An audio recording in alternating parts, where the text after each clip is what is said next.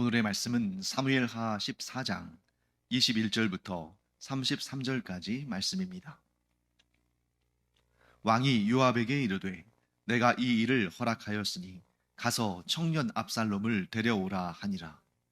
요압이 땅에 엎드려 절하고 왕을 위하여 복을 빌고 요압이 이르되 내 주 왕이여 종의 구함을 왕이 허락하시니 종이 왕 앞에서 은혜 입은 줄을 오늘 아나이다 하고 요압이 일어나 그술로 가서 압살롬을 데리고 예루살렘으로 오니 왕이 이르되 그를 그의 집으로 물러가게 하여 내 얼굴을 볼 수 없게 하라 하매 압살롬이 자기 집으로 돌아가고 왕의 얼굴을 보지 못하니라. 온 이스라엘 가운데에서 압살롬 같이 아름다움으로 크게 칭찬받는 자가 없었으니 그는 발바닥부터 정수리까지 흠이 없음이라. 그의 머리털이 무거우므로 연말마다 깎았으며 그의 머리털을 깎을 때에 그것을 달아본즉 그의 머리털이 왕의 저울로 200세겔이었더라. 압살롬이 아들 셋과 딸 하나를 낳았는데 딸의 이름은 다말이라. 그는 얼굴이 아름다운 여자더라. 압살롬이 이태 동안 예루살렘에 있으되 왕의 얼굴을 보지 못하였으므로 압살롬이 요압을 왕께 보내려 하여 압살롬이 요압에게 사람을 보내 부르되 그에게 오지 아니하고 또다시 그에게 보내되 오지 아니하는지라. 압살롬이 자기의 종들에게 이르되 보라, 요압의 밭이 내 밭 근처에 있고 거기 보리가 있으니 가서 불을 지르라 하니라. 압살롬의 종들이 그 밭에 불을 질렀더니 요압이 일어나 압살롬의 집으로 가서 그에게 이르되 어찌하여 내 종들이 내 밭에 불을 질렀느냐 하니 압살롬이 요압에게 대답하되 내가 일찍이 사람을 내게 보내 너를 이리로 오라고 청한 것은 내가 너를 왕께 보내 아뢰게 하기를 어찌하여 내가 그술에서 돌아오게 되었나이까. 이때까지 거기에 있는 것이 내게 나았으리이다 하려 함이로라. 이제는 내가 나로 하여금 왕의 얼굴을 볼 수 있게 하라. 내가 만일 죄가 있으면 왕이 나를 죽이시는 것이 옳으니라 하는지라. 요압이 왕께 나아가서 그에게 아뢰매 왕이 압살롬을 부르니 그가 왕께 나아가 그 앞에서 얼굴을 땅에 대어 그에게 절하매 왕이 압살롬과 입을 맞추니라. 압살롬이 자기의 형, 물론 배다른 형이긴 합니다만 암논을 죽이고 자기의 외할아버지인 그수랑 달메에게로 도망을 친 지 3년, 곧 다윗이 압살롬을 보지 못한 지 3년이 되었을 때에 압살롬은 예루살렘으로 돌아옵니다.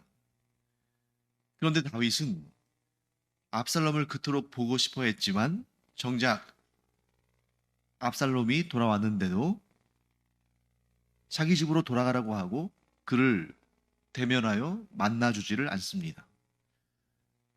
다윗의 심경이 매우 복잡했을 거예요. 압살롬을 보고 싶긴 하지만 또한 동시에 압살롬에 대한, 정확히 말하면 압살롬의 죄에 대한 증오는 아직 가시지 않은 것입니다. 우리가 보통 이런 관계를 애증의 관계라고 하죠. 애증의 관계. 사랑하지만 동시에 증오하는. 압살롬이라는 그 아들은 사랑하지만 그가 저지른 죄는 증오하는 그런 다윗의 마음이 아직 정리가 되지 않았기 때문에 압살롬을 대면하여 볼 그런 용기가 나지 않았던 거죠. 그래서 압살롬을 복귀시키긴 했지만 그를 대면하여 만나주지 않은 것입니다. 이 사랑하는 사람 사이에 골이 깊어지고 또 미움이 생기면 그게 더 어려운 거죠. 그래서 여러분, 이 애증의 관계는 절대 멀리 있는 사람과는 일어나지 않습니다. 나와 별로 관계없는 사람, 나와 거리가 먼 사람, 나와 별로 연관된 일이 없는 사람, 그런 사람에게는 애증의 관계를 가질 그런 이유가 없죠. 국가 간에도 마찬가지입니다. 저기 멀리 아프리카나 남미에 있는 나라와 우리나라가 애증의 관계를 가질 이유가 없죠. 주로 가까운 나라들, 예를 들어서 중국이나 일본이나 이런 나라들이 그 역사 가운데 얼마나 또 많은 좋은 관계들도 있었습니까? 문화를 또 주고받기도 하고 우호 관계를 펼치기도 하고 전쟁 때 뭐 도와주기도 하고. 그런데 어떠한 일을 계기로 그 사이가 벌어지면 그 미움이, 그 증오가 더 커지는 거죠. 사랑하는 성도 여러분, 여러분과 저에게는 이런 애증의 관계에 있는 사람이 없기를, 이런 애증의 관계가 발생하지 않기를 간절히 축원합니다. 이 애증의 관계야말로 사람을 너무나 괴롭게 하고, 아니 사람이 경험할 수 있는 고통 가운데 가장 극심한 고통을 주는 것이 바로 이 애증의 관계. 너무너무 가까웠다가 너무너무 멀어지는, 너무너무 사랑했다가 너무너무 미워하게 되는 이런 관계야말로 모든 사람에게 가장 힘겨운 그러한 일인 거죠. 이런 관계가 없기를 간절히 축원합니다. 그런데 만일 이런 관계에 사람이 있다면, 이런 애증의 관계 가운데 있는 사람이 있다면 그 문제가 풀리기를 또한 간절히 축원합니다. 그 문제가 풀리려면 용서가 전제가 돼야 되는데, 이 용서가 어려운 이유가 있어요. 용서가 어려운 이유는 애증의 관계도 상호적이지만 용서도 상호적이거든요. 내가 용서한다고 해서 그 문제가 해결되는 것이 아니라 이 용서가 양자 모두에게 있어야 한다는 거죠. 왜냐하면 일방적으로 정말 100% 한쪽 편에서의 잘못이 있을 수도 있지만 거의 대부분의 경우는 이런 서로의 상호작용 가운데에 뭐 비율상 차이는 있을지 모르지만 어느 정도는 상처를 주고 또 어느 정도는 상처를 받는 관계이기 때문에 이 용서와 화해는 상호적인 것이라는 거죠. 그래서 저는 이렇게 축복하기를 원합니다. 여러분과 제가, 또 저와 여러분이 하나님의 은혜 가운데 이런 애증의 관계가 없는 그런 삶을 살기를 간절히 축복하지만, 혹여라도 이런 애증의 관계라는 이러한 정말 힘든 고통스러운 관계 가운데 있다면 하나님의 용서와 화해의 영이 여러분 한 명이나 혹은 상대방 한 명이 아니라 양자 간에, 상호 간에 함께 이루어져서 하나님께서 주시는 화해와 화평의 은혜가 임하게 되기를 간절히 축원합니다. 그런데 다윗은 아직 압살롬을 용서하지 않았습니다. 그래서 압살롬을 무려 2년 동안이나 만나주지 않은 거죠. 이런 상황 가운데 분명히 압살롬은 섭섭한 감정을 느꼈을 겁니다. 제가 자주 말씀드립니다만 섭섭한 감정이 생길 때 우리가 가장 조심해야 된다.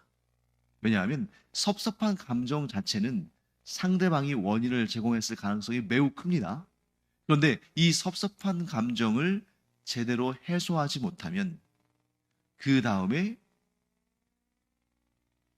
파괴적인, 그래서 상대방도 마찬가지고 나도 마찬가지고 이런 파괴적인 문제들을 경험할 확률이 굉장히 커진다는 거죠. 그러니까 섭섭함이 섭섭함으로 그치는 경우는 별로 없다. 섭섭함은 반드시 자라고 성장하는데 그 여파가 나와 상대방, 상대방과 나 모두에게 영향을 미칠 수 있다. 그러므로 우리가 섭섭함이라는 감정이 생겼을 때에, 우리 사람이기 때문에 그런 감정 자주 경험하잖아요.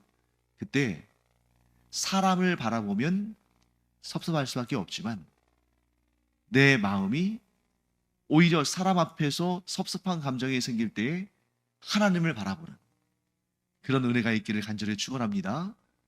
우리가 예수 그리스도에 주목하면 이런 섭섭한 감정을 어느 정도는 컨트롤할 수 있다는 거죠. 물론 다 할 수 있으면 좋지만, 그런데 다 하지 못한다 할지라도 어느 정도 컨트롤할 수가 있는데, 그 이유는 나 같은 죄인을 먼저 찾아주신, 나 같은 죄인을 먼저 용서하신, 심지어 나 같은 죄인을 구원하시기 위해서 십자가에 달리신 예수님을 주목하기 시작하면 100%는 아니라 할지라도 상당한 부분, 예수님께서 느끼실 감정이 이런 것이었겠구나. 그런데 예수님은 그런 감정을 섭섭한 감정으로, 그래서 그것이 파괴적인 일로 나간 것이 아니라 섭섭한 감정이 아니라 오히려 불쌍히 여기시고 애처롭게 여겨주시고 긍휼히 여겨주셔서 그래서 오늘날 내가 구원을 받게 된 것이구나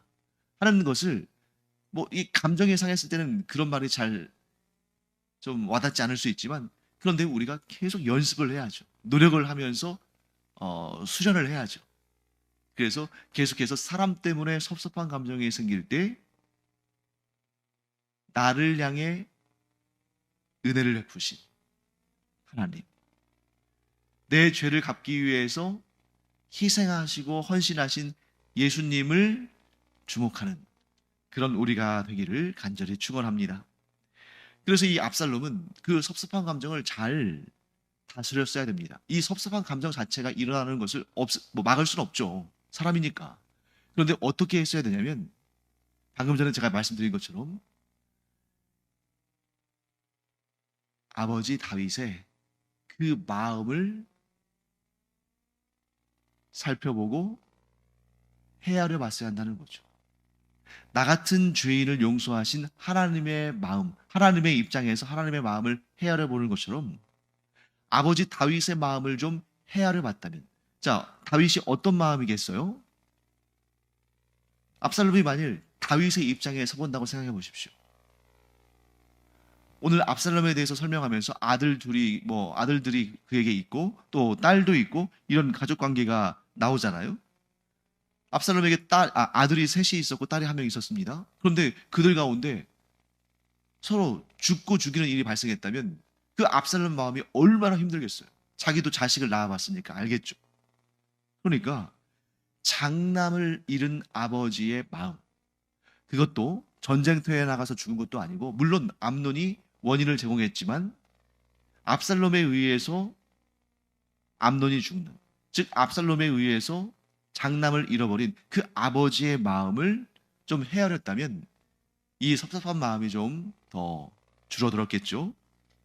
그런데 그렇게 하지 못했기 때문에 계속해서 압살롬 안에서는 섭섭한 마음이 커져갑니다. 그런데 이 섭섭한 마음이 또 누구에게로 가냐면 요압에게로 가요. 왜 그러냐면 자기 자신이 예루살렘으로 복귀하는 데 있어서 가장 주도적인 역할을 했던 사람이 누굽니까? 요압이죠. 그러니 요압에게는 감사한 마음을 가져야 돼요. 그리고 실제로 예루살렘으로 돌아올 때에 압살롬은 요압에게 감사한 마음 가졌겠죠. 그런데 2년이라는 세월이 지나는 동안, 다윗이 압살롬을 만나주지 않는 그 2년이라는 세월이 지나는 동안 요압이 아무 일도 안 하고 있었다는 거죠. 그러니까 요압은 굉장히 눈치 빠른 사람이어서 다윗이 압살롬을 보고 싶어하는 그런 마음이 점점 커져갈 때, 압살롬을 내가 주도적으로 데려오면 다윗과의 관계가 더 좋아지겠구나 싶은 그런 마음이 있었겠죠. 그런데 다윗의 눈치를 보니까 2년 동안이나 압살롬을 만나주지 않을 정도로 그렇게 압살롬에 대해서 좀 뭐랄까요, 좀 이렇게 그 진노를 아직 거두지 않는 그러한 다윗을 보면서, 내가 섣불리 압살롬을 다윗 앞에 세웠다가는 내가 좋은 꼴 보지 못하겠구나, 내가 도리어 다윗의 눈밖에 나겠구나, 아주 동물적인 감각이 있었던 사람이죠. 그러니까 자기가 주도적으로 압살롬을 데리고 돌아왔음에도 불구하고 압살롬을 다윗 앞에 세우기 위해서 별 노력을 안 해요. 그러니까 압살롬이 거기에 대해서도 섭섭한 마음이 생긴 거죠. 그래서 사람을 보내서 계속 요압에게 요청합니다. 나를 좀 아버지 앞에 서게 해달라. 나와 아버지의 만남을 좀 주선해달라. 그런데 요압은 반응하지 않습니다. 왜요? 자기에게 유익하지 않은 일은 절대로 하지 않을 사람이니까요. 그래서 그 섭섭함이 이제 차오르니까 아주 폭력적인, 아주 부정적인, 아주 좋지 않은 그런 일종의 복수 같은 그런 일을 벌입니다. 자기의 종들을 시켜서 요압의 밭에 불을 지른 거죠. 그러니까 이제 요압이 아주 이제 펄쩍 뛰면서 항의하려고, 따지려고 압살롬을 찾아오죠. 그랬더니 압살롬이 자기 마음에 불편한 얘기를 막 합니다. 그러니까 요압이, 안 되겠다 싶으니까 압살롬을 다시 좀 만나달라고, 압살롬을 좀 대면하여 만나달라고 다윗에게 요청하고, 그래서 압살롬이 다윗 앞에 서게 됩니다. 그런데 여기서 문제가 뭐냐? 압살롬이 때를 기다리지 않았다는 거죠. 2년이 됐건 5년이 됐건 10년이 됐건 다윗 왕의 마음이 누그러지고 압살롬의 죄에 대해서 용서하는 마음이 생기고, 그때까지 묵묵히 참고 기다리고 인내하는 그런 압살롬의 모습을 다윗이 지켜봤다면, 분명히, 물론 이제 이런 일은 일어나지 않았지만 제 생각에는 분명히 다윗이 압살롬을 불러서 그를 대면하여 보고 그와 관계를 회복하는 그런 일이 있었을 것입니다. 그런데 분명히 지금 이 2년 동안 다윗은 지켜보고 있었을 텐데, 이번에도 압살롬이 주도적으로 요압을 자극하고 요압을 푸시해서 자신 앞에 서게 된 거죠. 그것을 그렇게 좋게 보지 않았을 거예요. 그래서 비록 오늘 본문에 보면 압살롬과 다윗이 다시 만나고 둘이 입맞춤의 인사를 하지만, 그런데 여러분, 그 바로 다음, 이제 우리가 이 다음에 볼 본문을 보면 압살롬이 반역을 도모합니다. 만일 그 2년 만의 만남, 다윗과 압살롬 사이의 만남에서 진정한 화해와 회복이 이루어졌다면 압살롬이 다윗을 향해서 반역을 도모할 이유가 없겠죠.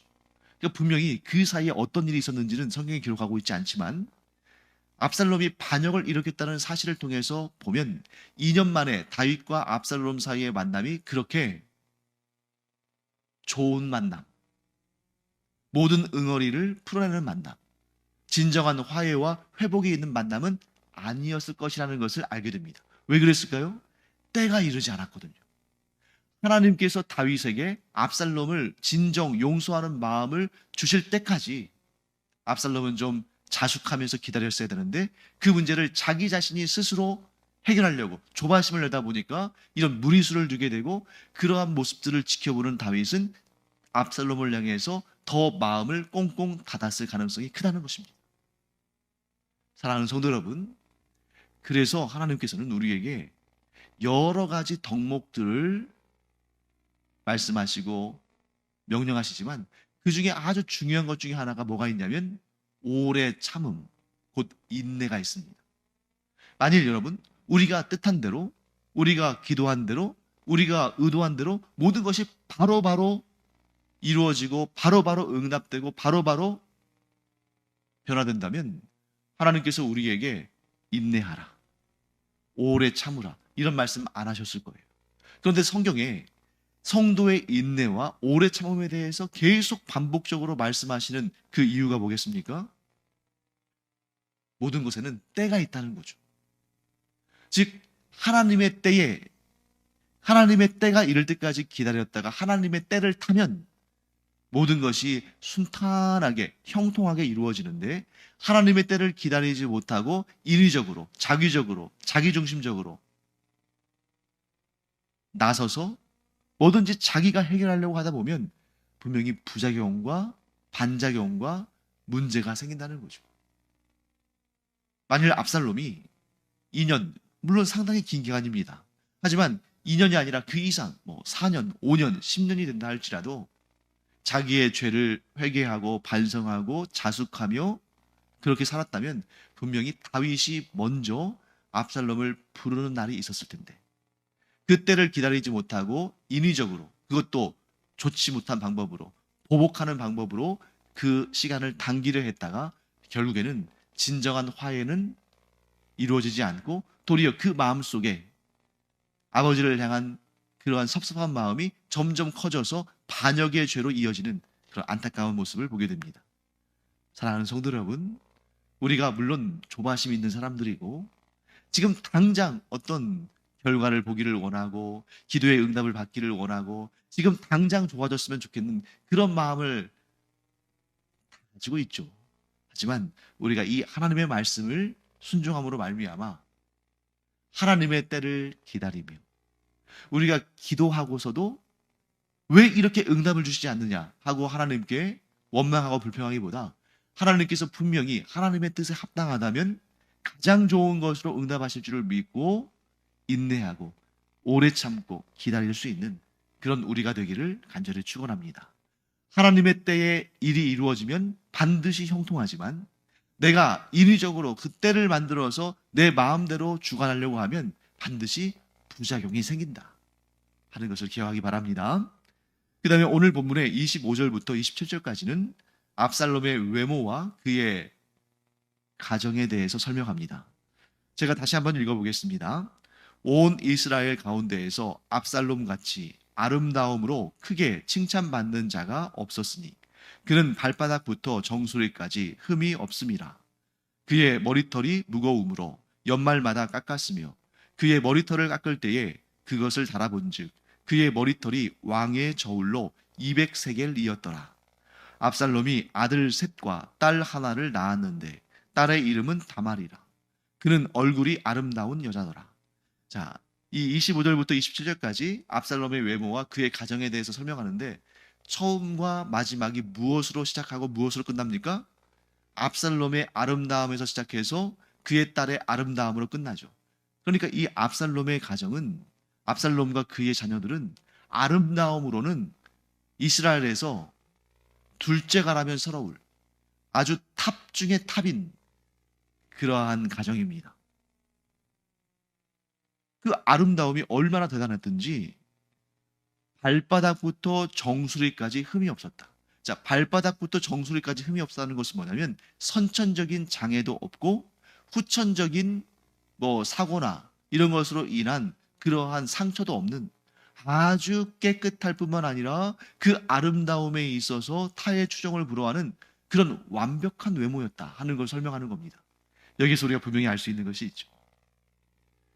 하나님은 사람을 택하실 때 그 외모를 보지 않으시고 중심을 보신다. 이 말씀이 딱 떠오르잖아요. 심지어 그의 머리털이 얼마나 풍성한지 1년에 한 번 열마마다 머리카락을 깎았는데, 지금처럼 우리는 쇼트로 하는 경우는 매달 머리를 깎기도 합니다만, 이 당시에는 머리를 그렇게 자주 자르지 않는 때니까 1년에 한 번 깎았는데, 그렇게 머리카락을 한 번 깎을 때 깎인 머리카락의 무게를 달아보면 왕의 저울로 200세겔이었다라고 되어 있습니다.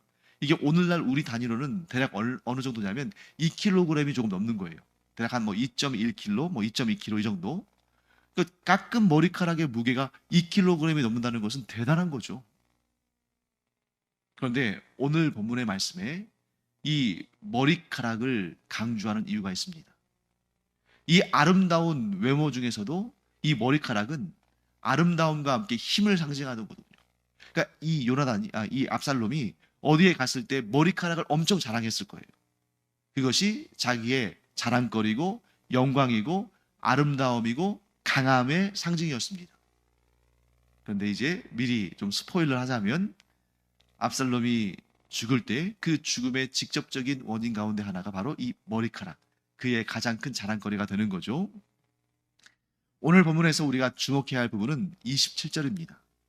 압살롬이 아들 셋과 딸 하나를 낳았는데 딸의 이름은 다말이라. 그는 얼굴이 아름다운 여자더라. 여러분, 이 본문에서 이 27절에서 좀 이상한 부분 발견하지 못했습니까? 두 가지가 나옵니다. 첫째는, 자, 압살롬이라는 왕자에게 아들 셋과 딸 하나가 있었다면, 그리고 그들 중에 누군가의 이름을 언급한다면 당연히 아들들의 이름을 언급하는 것이 일반적인 경우입니다. 그래서 여러분들이 성경에 나오는 족보들이나 사람을 소개할 때 보면 그 아들들의 이름들은 잘 언급하지만 딸의 이름을 언급하는 경우는 거의 없어요. 그런데 여기에서 이 27절, 오늘 본문의 27절에는 아들이 셋이고 딸이 하나인데 아들 셋의 이름은 언급되어 있지 않습니다. 그리고 한 명 있는 딸의 이름이 언급되는데 이름이 뭐예요? 여기서 두 번째 특이한 내용이 나오죠. 그 이름이 다말입니다.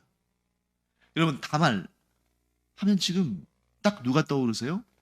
압살롬의 여동생 다말, 그 이복 오라버니인 암논에게 몹쓸 일을 당하고 압살롬의 집에서 처량하게 지냈던 그 압살롬의 누이 동생 다말. 그러니까 압살롬이 사랑스러운 자기의 외동딸에게, 오빠들은 있지만 딸이 있잖아요. 그 한 명 있는 딸에게 이름을 붙이는데 자기의 누이 동생인 다말과 똑같은 이름을 붙인 거예요. 자, 여기에서 우리는 이러한 추론을 할 수가 있습니다. 일부러 그랬다. 그러니까 뭐 우연히 이름을 붙이다 보니까 다말이라는 이름이 예뻐서 자기 딸에게도 붙였다, 이게 아니라 자기 여동생을 생각해서 자기 딸에게도 똑같은 이름을 의도적으로 붙였다는 거죠. 거기에서 뭘 알 수 있냐면 압살롬의 인생의 목적이 복수였다는 겁니다. 내가 암논에게 몹쓸 일을 당한 내 누이 동생 다말의 원수를 갚는 일, 그 복수를 하는 일이 내 삶의 목적이 되어야 한다. 그러니 그렇게 눈에 넣어도 아프지 않을 그 귀한 딸을 낳았을 때 자기 여동생 다말의 이름을 갖다 붙인 거죠.